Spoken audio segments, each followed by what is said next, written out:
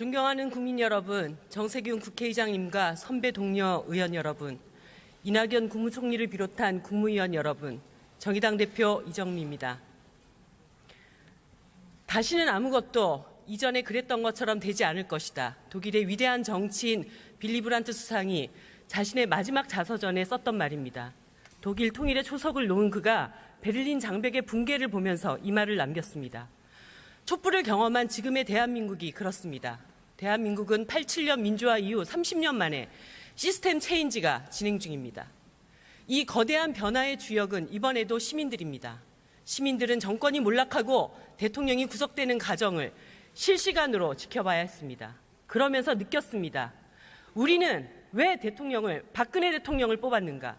우리는 왜 대한민국이 이렇게 무너져 내릴 때까지 놔뒀는가? 시민들은 촛불 전국에서 집단적인 학습을 통해 가치관의 대규모 이동을 이루고 있습니다. 이 거대한 변화는 그 크기와 방향, 성격을 단정짓기 어렵습니다. 거대한 변화는 모두가 다 아름다울 수 없습니다. 모두가 다 질서정연할 수도 없습니다. 하지만 이 모든 과정을 겪고 나면 대한민국은 지금과는 전혀 다른 2017년 체제를 단단하게 만들 것입니다. 앞으로의 3년이 향후 30년을 좌우한다는 점에서 지금은 과거와 비교할 수 없는 중대한 변곡점을 지나고 있는 것입니다. 이러한 변화는 매우 구체적입니다. 시민들은 이제 엄청난 정보량의 유통을 통해 사회를 바라봅니다. 기존의 언론 매체를 대체하는 정치 정보망이 폭발적으로 생겨나면서 시민들 스스로 우리 사회 문제의 구조적, 제도적, 역사적 원인을 찾아 교환하고 있습니다. 정치 행동과 정치 표현의 담장도 낮아졌습니다. 기득권 정치가 정치 불신을 조장할 때 시민들은 정치 활용론을 말하고 있습니다.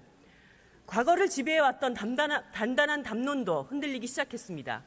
시민들은 세계 인류 기업 삼성을 자랑스러워할지 몰라도 범법자 이재용의 구속과 유죄 판결을 바라며 공정거래위원회의 활약을 응원합니다. 또한 노동자들의 총파업을 모두가 동의하지는 않더라도 파업에 참여했던 비정규직을 폄훼하는 정치인에 대해서는 분노합니다. 북한의 미사일 도발에 분노하면서도 한반도 평화와 대화 우선의 주장을 거부하지 않습니다. 과거의 문법, 진보와 보수라는 이분법적 시간만으로는 절대 읽어내기 어려운 흐름입니다.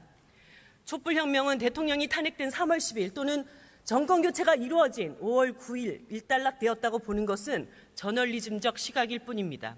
촛불혁명은 아직도 식지 않은 마그마이며 현재 진행 중입니다. 그런데 저는 이 한가운데서 매일매일 느낍니다.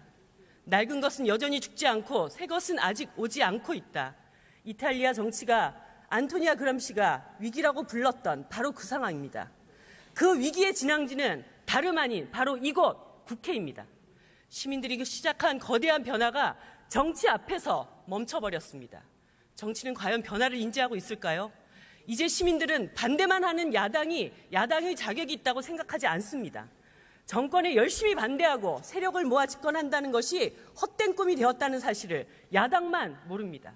원칙 없는 보이콧에 시민들은 자유한국당 패싱으로 응답할 뿐입니다. 지지율 50%면 다음 선거에서 석권할 수 있다는 집권 여당의 환상도 마찬가지입니다. 우리가 국회의 담장 안에 거대한 기득권의 요새를 차리고 정권이 바뀐 것만 알지 세상이 바뀐 줄 모르고 있습니다.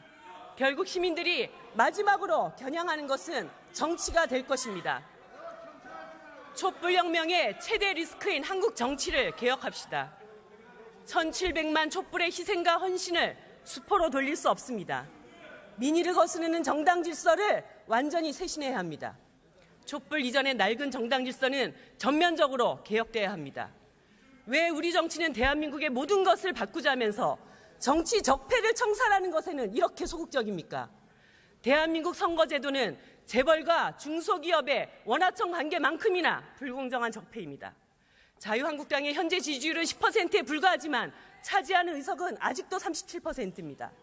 지난 경남도의회 선거에서 새누리당은 59%를 득표하고도 90% 의석을 차지했습니다. 많은 선배 동료 의원 여러분께서 내각제나 이원 집정부제 개헌을 원하고 계십니다. 그러나 국회에 대한 국민의 극단적 불신을 해결하지 못한다면 그런 개헌안은 국민투표에서 부결되고 말 것입니다. 개헌을 정말 원한다면 선거제도를 바꿔서 국회를 정상화해야 합니다. 더불어민주당에게도 당부드립니다.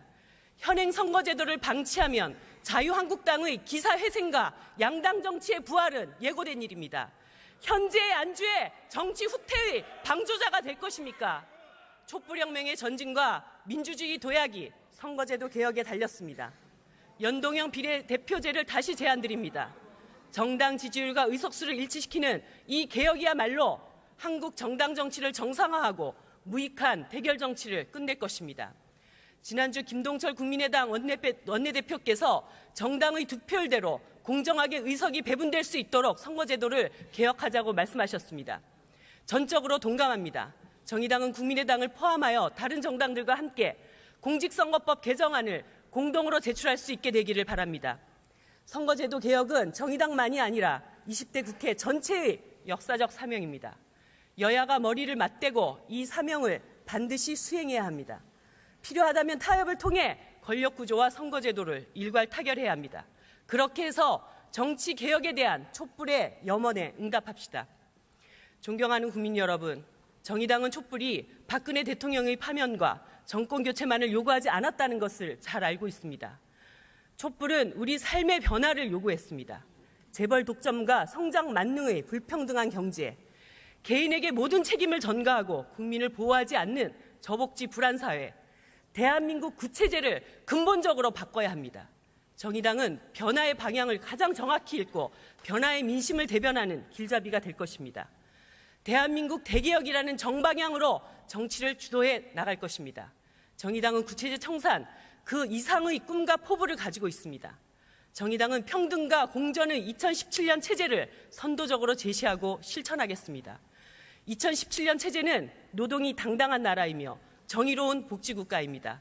노동이 당당한 나라 대한민국은 노동주도 성장이라는 새로운 엔진을 달 것이며 사회 연대로 노동조합 조직률 30%를 달성할 것입니다.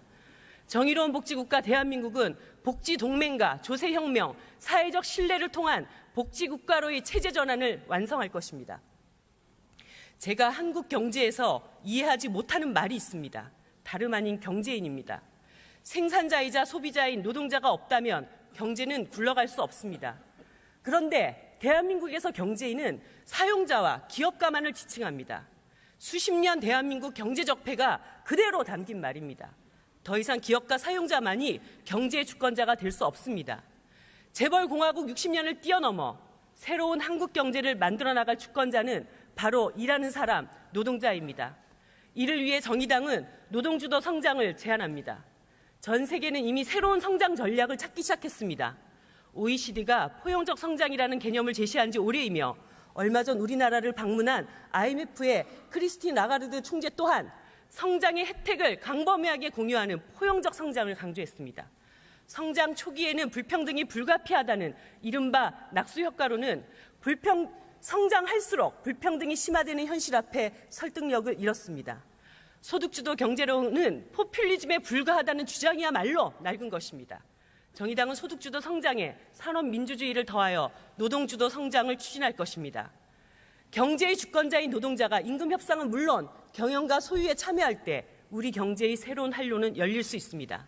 이를 위해 노동조합을 장려하고 노사협의회를 보완하는 한편 한국형 공동결정제도를 도입해야 합니다. 원화청 이익공유제와 무상우리사주제 등 성과와 지분을 공유하는 시스템이 필요합니다. 기존의 소득주도 성장론을 한 단계 업그레이드한 노동주도 성장은 우리 경제의 땀의 숨결을 불어넣고 활력을 가져올 것입니다. 6월 항쟁 30주년을 맞는 올해는 789 노동자 대투쟁 30주년이기도 합니다. 하지만 대부분의 비정규직은 노동조합에 참여할 권리조차 박탈당하고 그나마 노동조합 활동을 하려고 해도 업무방해와 손해배상으로 폐가망신을 각오해야 합니다. 문재인 대통령께서는 이미 노조결성을 막는 부당노동 행위를 강력한 의지로 처벌하겠다고 말씀한 바 있습니다. 이제 대통령께서 국민들에게 노동조합에 가입해달라고 말씀해 주시기 바랍니다. 저도 적절한 노동조합에 가입하겠습니다. 노동 3권의 행사를 제한하고 부당한 제도들을 일소하고 노동조합의 설립과 활동을 지원해야 합니다. 이미 협동조합의 설립을 지원하기 위한 법률과 조례가 있습니다. 지원하지 못할 이유가 없습니다. 지방자치단체에 노동조합 지원센터를 만들고 특히 비정규직을 포함한 취약한 노동자들의 노동조합 설립을 도와야 합니다. 대기업 노동조합 조합원 여러분께도 말씀드리겠습니다. 대기업 노동조합이 현장 교섭에만 몰두하여 어느새 사회적 영향력을 잃어버리고 종이호랑이가 되었습니다. 저는 이러한 상황이 누구보다 안타깝습니다. IMF 때 공장 밖으로 쫓겨나면 삶이 곧 파탄난다는 것을 경험한 데서 나오는 그 두려움을 모르지 않습니다. 하지만 이제 공장이 아니라 사회를 바꾸고 그 두려움을 넘어서야 합니다. 제2의 789 노동자 대투쟁을 시작합시다. 제2의 노동자 대투쟁은 바리케이트를 쌓는 것이 아니라 공장 밖으로 전진하는 투쟁입니다. 단체 협약에 조합원 자녀 우선 채용 조항을 넣는 대신 고용보험료를 더 내고 자녀들이 안전하게 취업을 준비할 기회를 보장합시다. 잔업과 특근 대신 국민연금과 건강보험료를 더 내어서 노후를 준비하고 병원비 걱정을 줄입시다. 이러한 사회연대를 노동운동이 주도할 때 복지국가를 만드는 진짜 강한 노동조합이 될 것입니다. 촛불혁명의 시민동료였던 비정규직, 여성, 청년들이 노동운동에 함께하게 될 것입니다. 조직률은 20%를 돌파하고 30% 시대를 열게 될 것입니다. 노동운동의 사회연대를 정의당은 강력히 지지하고 지원할 것입니다. 아울러 100대 국정과제에서조차 농업 분야가 부실하게 다뤄져 한층 더 주름살이 깊어진 농민들을 위해 정부가 특단의 대책을 마련해 주실 것을 요청드립니다. 저는 문재인 정부의 임기 중에 자살률 지표가 낮아지기를 바란다고 이미 말씀드린 바 있습니다. 세계 최고 수준의 대한민국 자살률은 한 개인이 경제적, 사회적 위험에 처했을 때 얼마나 무기력하며 국가가 얼마나 무심한지를 보여주는 부끄러운 지표입니다. 단언하지만 복지정책 몇 가지를 늘리는 것으로는 OECD 자살률 1위라는 불명예를 벗어날 수 없습니다. 복지국가 체제 전환을 이뤄야만 합니다. OECD 대비 절반에 불과한 복지 지출 규모를 늘리는 것은 물론 사회를 전면적으로 바꿔야 가능한 일입니다. 이를 위해 세 가지를 제안합니다. 첫째, 복지동맹을 위해 사회적 대화기구를 확대하고 혁신해야 합니다. 어느 나라도 성실한 노사정 대화 없이 복지국가를 이룬 바 없습니다. 고용관계만이 아니라 사회보험, 조세 등 복지국가 전환 과제들을 논의해야 합니다. 이 대화에 노동자 참여를 보장해야 합니다. 둘째, 조세혁명입니다. 증세 없는 복지라는 대한민국 구체제의 유물과 완전히 결별해야 합니다. 정의당이 대선에서 공약한 대로 사회복지세부터 신설하고 복지국가를 위해 사회 구성원 모두가 기여해야 합니다. 재벌 사내 유보금 과세, 소득세와 부동산 보유세 강화로 조세의 정의를 실현해야 합니다. 이제 과감한 보편 복지 증세로 복지국가 체제 전환을 위한 종잣돈을 마련해야 합니다. 셋째, 신뢰라는 사회적 자본의 형성 없이 복지국가는 없습니다. 유럽 각국의 정책 결정자들은 복지국가에서 가장 중요한 점에 대해 예외 없이 신뢰라고 답합니다. 얼마를 걷느냐가 중요한 것이 아니라 어떻게 쓰겠다는 믿음이 중요합니다. 이제는 세금을 맡겨주시면 복지로 키워 돌려드리겠다는 약속을 하고 실천해야 합니다. 존경하는 선배 동료 의원 여러분, 지난주 교섭단체 대표 연설들을 들으며 저는 마치 전쟁 결의대에 와 있다는 착각이 들 지경이었습니다.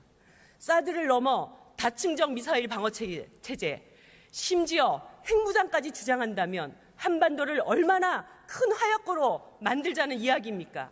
김대중 전 대통령님의 평화와 통일 유지를 말하며 대화 일변도의 대북 정책은 공허한 메아리가 됐다고 비판하는 것은 이중적 태도가 아닙니까? 정의당은 북한의 핵 개발과 미사일 도발을 단호히 규탄합니다. 하지만 핵과 미사일 도발이 전쟁 위기로 비하하는 것 또한 용납할 수 없습니다. 정의당은 평화정당으로서 전쟁 반대와 한반도 비핵화라는 양대 원칙을 어느 순간에도 포기하지 않을 것입니다. 우리 국민은 전쟁을 불사하는 군사적 응징도 무장의 균형에서 오는 공포의 평화도 원하지 않습니다. 평화는 무엇보다 우선되는 국익이며 우리의 생존 문제입니다. 대통령 대북사 파견과 사자 혹은 육자회담 재개 등 강대강의 악순환을 끊기 위해서 대화가 즉시 시작되어야 합니다. 트럼프 대통령 당선 이후 한미동맹은 이윤동맹으로 변질되고 있습니다. 모든 것을 세 부대에 담는 촛불 시대에 왜 우리 외교는 낡은 동맹에만 얽매여 있습니까? 전쟁을 부추기고 무기를 팔아넘기며 굴종을 요구하는 동맹이라면 변화해야 합니다. 동맹의 맹신이 아니라 동맹의 혁신이 우리의 길입니다. 탈핵은 시대 정신입니다. 머리 위에 이고 사는 핵은 안 되고 옆구리에 끼고 사는 핵은 된다는 것은 자가당착입니다. 신고리 오륙호기 중단은 더 이상 물을 것도 따질 것도 없습니다. 이미 원전 24기가 생산하는 전력은 남아돌고 있습니다. 24기 중 8기가 정비나 고장으로 가동이 멈춰도 전력 공급 예비율이 충분한 상황입니다. 여기에 원전을 더 지을 이유가 없습니다. 대통령께서 대선 공약대로 탈핵 시대를 선언하는 게 불과 석 달 전입니다. 그런데 공약을 비틀어 공론화위원회에 공을 넘겼습니다. 지금 우리가 공론화시킬 것은 신고리 5, 6호기가 아니라 원전 제로와 탈핵입니다. 국민의 총의를 모아가기 위해서라면 언제 어떤 방식으로 완전 탈핵을 실현할지 국민투표를 실시하면 됩니다. 정의당은 이러한 공론화를 위해 국회 안에 에너지전환위원회를 설치할 것을 제안합니다. 더 큰 문제는 자유한국당과 바른정당이 원전 마피아의 이해관계만 대변하며 여론을 호도하고 있을 때 집권 여당이 침묵을 계속하고 있다는 것입니다. 더불어민주당은 비겁한 침묵을 중단해야 합니다. 대선 공약대로 원전 건설 중단을 선포하고 실천하여 여당의 책임을 다해야 합니다. 존경하는 국민 여러분, 지금 우리 국회는 내년 6.13 지방선거를 앞두고 국민투표에 붙일 개헌안을 마련하고 있습니다. 제7공화국은 이번 촛불혁명으로 사실상 시작되었습니다. 이번 개헌 논의는 그것을 헌법으로 승인하는 과정이 될 것입니다. 무엇보다 국민의 삶을 바꾸는 개헌이 돼야 합니다. 제7공화국은 대한민국을 병들게 한 구체제와 완전히 결별하고 그것을 대체할 가치와 원칙을 세워야 합니다. 개정헌법은 강력한 노동헌법이어야 합니다. 헌법에 노동 존중 조항을 새로 넣고 노동 3권 보장을 훨씬 강화해야 합니다. 개정헌법은 젠더 평등 시대를 여는 길잡이가 돼야 합니다. 개정헌법이 효력을 발휘하면 당장 이 자리에 여성 의원 비율부터 달라지게 될 것입니다. 여성도 성소수자도 누구나 존중받을 수 있도록 성별과 성적 지향에 대한 차별금지를 새 헌법에 분명하게 못 박아야 합니다. 새 헌법은 생명헌법이자 녹색헌법이어야 합니다. 동물을 포함해 이 세상 모든 생명의 존귀함을 강조하는 개헌을 이뤄야 합니다. 새 헌법은 또한 강력한 지방 분권과 선거의 비례성 원칙을 천명한 것이어야 합니다. 이를 통해 한국 정치는 완전한 민주주의에 한 발 더 다가설 수 있을 것입니다. 정의당은 제7공화국의 미래를 국회와 일부 헌법학자들에게 맡겨두지 않을 것입니다. 개헌의 4대 원칙 실현을 위해 국민과 가장 밀착된 현장에서 끝까지 함께하겠습니다. 97년 대선부터 시작된 진보정치는 어느새 성년이 되었습니다. 이제 진보정치도 촛불혁명과 함께 커다란 변화 앞에 서 있습니다. 이정미라는 대표의 출연은 진보정당에 단지 젊고 새로운 대표가 출연한 것만 의미하지 않습니다. 이정미 체제의 정의당은 진보정치의 선명성은 유지하되 누구보다 뜨겁게 기존 한국 정치에서 배제된 얼굴 없는 시민들을 껴안을 것입니다.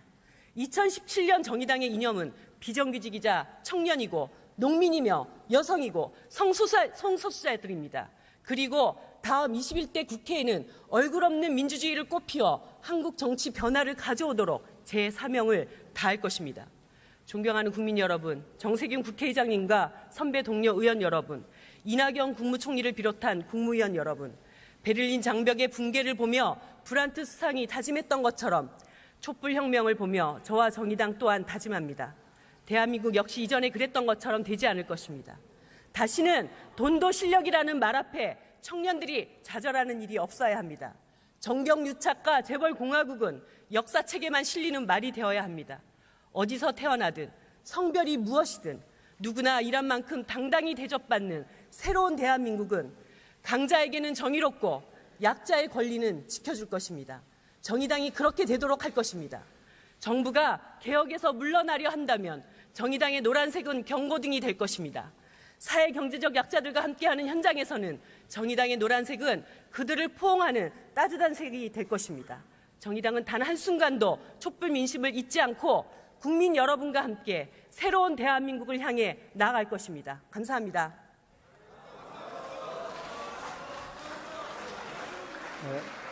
바랍니다.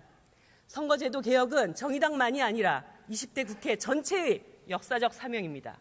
여야가 머리를 맞대고 이 사명을 반드시 수행해야 합니다. 필요하다면 타협을 통해 권력구조와 선거제도를 일괄 타결해야 합니다. 그렇게 해서 정치 개혁에 대한 촛불의 염원에 응답합시다. 존경하는 국민 여러분, 정의당은 촛불이 박근혜 대통령의 파면과 정권 교체만을 요구하지 않았다는 것을 잘 알고 있습니다. 촛불은 우리 삶의 변화를 요구했습니다. 재벌 독점과 성장 만능의 불평등한 경제, 개인에게 모든 책임을 전가하고 국민을 보호하지 않는 저복지 불안 사회, 대한민국 구체제를 근본적으로 바꿔야 합니다. 정의당은 변화의 방향을 가장 정확히 읽고 변화의 민심을 대변하는 길잡이가 될 것입니다. 대한민국 대개혁이라는 정방향으로 정치를 주도해 나갈 것입니다. 정의당은 구체제 청산, 그 이상의 꿈과 포부를 가지고 있습니다. 정의당은 평등과 공정의 2017년 체제를 선도적으로 제시하고 실천하겠습니다. 2017년 체제는 노동이 당당한 나라이며 정의로운 복지국가입니다. 노동이 당당한 나라 대한민국은 노동주도 성장이라는 새로운 엔진을 달 것이며 사회 연대로 노동조합 조직률 30%를 달성할 것입니다. 정의로운 복지국가 대한민국은 복지동맹과 조세혁명, 사회적 신뢰를 통한 복지국가로의 체제 전환을 앞으로의 3년이 향후 30년을 좌우한다는 점에서 지금은 과거와 비교할 수 없는 중대한 변곡점을 지나고 있는 것입니다. 이러한 변화는 매우 구체적입니다. 시민들은 이제 엄청난 정보량의 유통을 통해 사회를 바라봅니다. 기존의 언론 매체를 대체하는 정치 정보망이 폭발적으로 생겨나면서 시민들 스스로 우리 사회 문제의 구조적, 제도적, 역사적 원인을 찾아 교환하고 있습니다. 정치 행동과 정치 표현의 담장도 낮아졌습니다. 기득권 정치가 정치 불신을 조장할 때 시민들은 정치 활용론을 말하고 있습니다. 과거를 지배해왔던 단단한 담론도 흔들리기 시작했습니다. 시민들은 세계 인류 기업 삼성을 자랑스러워할지 몰라도 범법자 이재용의 구속과 유죄 판결을 바라며 공정거래위원회의 활약을 응원합니다. 또한 노동자들의 총파업을 모두가 동의하지는 않더라도 파업에 참여했던 비정규직을 폄훼하는 정치인에 대해서는 분노합니다. 북한의 미사일 도발에 분노하면서도 한반도 평화와 대화 우선의 주장을 거부하지 않습니다. 과거의 문법, 진보와 보수라는 이분법적 시간만으로는 절대 읽어내기 어려운 흐름입니다. 촛불혁명은 대통령이 탄핵된 3월 10일 또는 정권교체가 이루어진 5월 9일 일단락되었다고 보는 것은 저널리즘적 시각일 뿐입니다. 촛불혁명은 아직도 식지 않은 마그마이며 현재 진행 중입니다. 그런데 저는 제도는 재벌과 중소기업의 원하청 관계만큼이나 불공정한 적폐입니다. 자유한국당의 현재 지지율은 10%에 불과하지만 차지하는 의석은 아직도 37%입니다. 지난 경남도의회 선거에서 새누리당은 59%를 득표하고도 90% 의석을 차지했습니다. 많은 선배 동료 의원 여러분께서 내각제나 이원 집정부제 개헌을 원하고 계십니다. 그러나 국회에 대한 국민의 극단적 불신을 해결하지 못한다면 그런 개헌안은 국민투표에서 부결되고 말 것입니다. 개헌을 정말 원한다면 선거제도를 바꿔서 국회를 정상화해야 합니다. 더불어민주당에게도 당부드립니다. 현행 선거제도를 방치하면 자유한국당의 기사회생과 양당 정치의 부활은 예고된 일입니다. 현재의 안주에 정치 후퇴의 방조자가 될 것입니까? 촛불혁명의 전진과 민주주의 도약이 선거제도 개혁에 달렸습니다. 연동형 비례대표제를 다시 제안드립니다. 정당 지지율과 의석수를 일치시키는 이 개혁이야말로 한국 정당 정치를 정상화하고 무익한 대결 정치를 끝낼 것입니다. 지난주 김동철 국민의당 원내대표께서 정당의 득표율대로 공정하게 의석이 배분될 수 있도록 선거제도를 개혁하자고 말씀하셨습니다. 전적으로 동감합니다. 정의당은 국민의당을 포함하여 다른 정당들과 함께 공직선거법 개정안을 공동으로 제출할 수 있게 되기를 이 한가운데서 매일매일 느낍니다.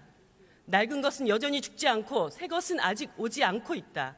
이탈리아 정치가 안토니아 그람시가 위기라고 불렀던 바로 그 상황입니다. 그 위기의 진앙지는 다름 아닌 바로 이곳 국회입니다. 시민들이 시작한 거대한 변화가 정치 앞에서 멈춰버렸습니다. 정치는 과연 변화를 인지하고 있을까요? 이제 시민들은 반대만 하는 야당의 자격이 있다고 생각하지 않습니다. 정권에 열심히 반대하고 세력을 모아 집권한다는 것이 헛된 꿈이 되었다는 사실을 야당만 모릅니다. 원칙 없는 보이콧에 시민들은 자유한국당 패싱으로 응답할 뿐입니다. 지지율 50%면 다음 선거에서 석권할 수 있다는 집권 여당의 환상도 마찬가지입니다. 우리가 국회의 담장 안에 거대한 기득권의 요새를 차리고 정권이 바뀐 것만 알지 세상이 바뀐 줄 모르고 있습니다. 결국 시민들이 마지막으로 겨냥하는 것은 정치가 될 것입니다. 촛불혁명의 최대 리스크인 한국 정치를 개혁합시다. 1700만 촛불의 희생과 헌신을 수포로 돌릴 수 없습니다. 민의를 거스르는 정당 질서를 완전히 쇄신해야 합니다. 촛불 이전의 낡은 정당 질서는 전면적으로 개혁돼야 합니다. 왜 우리 정치는 대한민국의 모든 것을 바꾸자면서 정치 적폐를 청산하는 것에는 이렇게 소극적입니까? 대한민국 선거